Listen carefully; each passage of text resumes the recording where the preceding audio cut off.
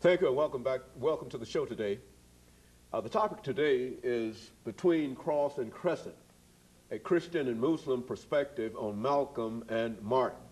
And of course we have with us to talk about this perspective on Malcolm and Martin, Dr. AAl-Hadid, who is the chairperson of the Department of Africana Studies at Tennessee State University.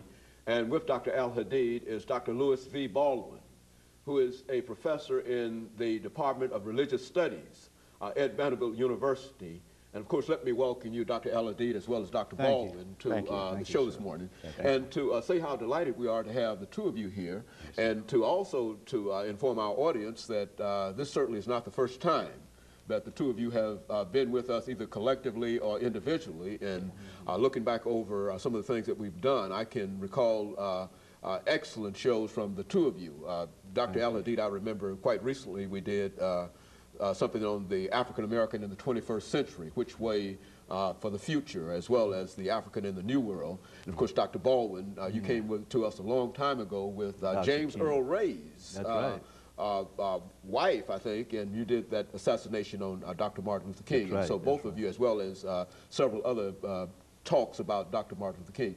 And so both of you have excellent credentials, and I know that you have excellent information for our audience this morning. Dr. AAl-Hadid, let's start with you by having you to give us some information about your background, your education, and of course Dr. Baldwin will do the same thing, and then we'll get into the book that the two of you have collaborated on and would like to talk about today.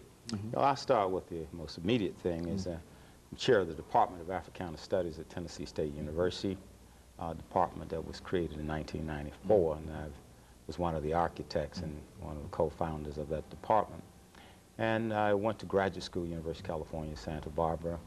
While I was in graduate school, I had an opportunity to study in Nairobi, Kenya, and it was at that point, in 1969, that I embraced the religion of Islam, and then from that point, made the pilgrimage to Mecca and came back to the United States with a whole different worldview. And since that time, I have studied very carefully Islam and Pan-Africanism, and also the plight of the historical African-American colleges. I graduated from Alabama State University in Montgomery, Alabama, and attended George Washington Carver High School, also in Montgomery, Alabama. Very good. And Dr. Baldwin? Yes, I grew up in Alabama. As you well know, Dr. AAl-Hadid and I are from Alabama. And I attended Talladega College and got a BA in history in 1971. And at that point, I thought I had a call to the ministry, and so I decided to go to seminary. And I went to Crow's in the fall of '71 and received 2 master's degrees, one Master of Art, one Master of Divinity, in 1973 and 1975, respectively. Also, as a student, I had the opportunity to participate in student demonstrations in the 1960s, and that had a great influence on my decision to become a scholar, to become a professor. So I left Talladega and went to Crow's Seminary, and from there, I decided to pursue a PhD at Northwestern University in the history of religions with an emphasis on Christianity. And I received a PhD in 1980, and since that time I've been teaching and writing, mostly on Dr. King. I have 3 books on Dr. King. I'm primarily interested in the history of African American religion and culture, and also the history of civil rights crusades. Particularly the modern civil rights crusade. Very good. And of course, I think the two of you have collaborated, as we said earlier, on a book, Between Cross and Crescent. And let's have the two of you give us some information relative to that book, and we, of course, will have an opportunity following the first commercial break to get into some detail in reference to it.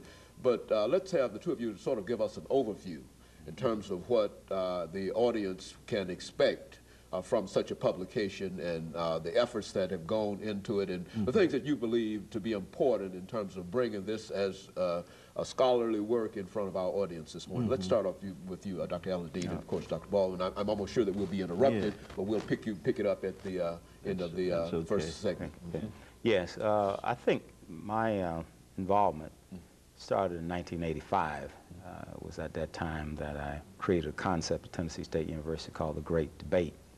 And in that forum, we debate current issues from the perspective of Martin Luther King and Malcolm X and try to achieve a dialectical synthesis.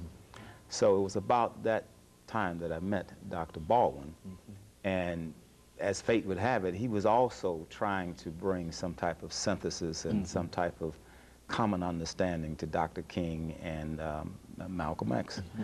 And so as he was working at Vanderbilt in terms of writing his books and doing a scholarship, and I was working at Tennessee State organizing the great debates, he and I just kept talking, exchanging ideas, and he would come to the great debates. I would go to his classes, and we worked together. And so finally we just decided, well, let's write this definitive book so that we can thrash out some of the contradictions and the misunderstandings.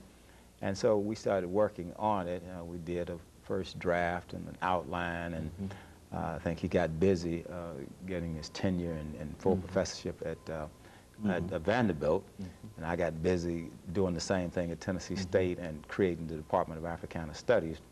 So once we got all our ducks lined up, he said, well, this will be our capstone activity. And we came back to this project, and we think that this is certainly, this particular book will be a defining moment for both of us. We see it as a capstone experience. What do you say about this, Dr. Baldwin? Dr. AAl-Hadid has given you much of the story in terms of how we met in connection with the Great Debate Series. One of the things that we realized immediately, of course, is that we both come out of different faith traditions. And as you know, Malcolm was a Muslim and King a Christian. And we've noticed over the years the problems that often exist and the tensions that often exist between Christians and Muslims in the African American community. You often have a lot of competition. Both are proselytizing faiths, and self-righteousness, competition, other problems have often led to differences, fragmentation, tensions. And this book, we decided to write a book that would deal with Martin and Malcolm as sources of dialogue for Christians and Muslims around issues of culture and interfaith dialogue. So as Dr. AAl-Hadid said, the book has been in the making, if I might use that terminology, for about 15, 16 years. Because we've debated, he's been to my class, I've been a part of the Great Debate Series, and out of that kind of collaboration, we decided to produce this study. So it's a product of 15 years of research and collaboration.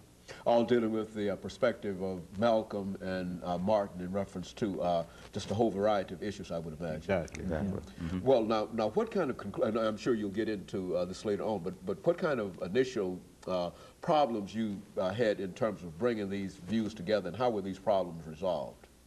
Well, I think this is a great time for this book to come out, you know, in light of the things that are happening in the world today, with the tensions between the Christian West and the Islamic East, with African Americans rising to the occasion calling for reparations, with the resurgence of white supremacy, and with the followers of Dr. King and Malik al-Shabazz now starting to realize that there has to be a central position.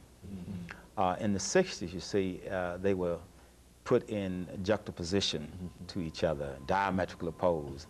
In the Great Debate, we say that Dr. King represents the thesis of integration, assimilation, and then al-Shabazz represents the antithesis of nationalism and Pan-Africanism. And so when you put these two in tension, sometimes you miss the commonalities, which would be the creative synthesis. And what we're trying to do is to go through all of those apparent differences and to come out with some common themes and commonalities to show that these men were more alike than they were different. Okay, and of course we'll allow the two of you to talk about those likenesses after this first commercial break, and we'll be back with our audience following this first commercial break. Between cross and crescent.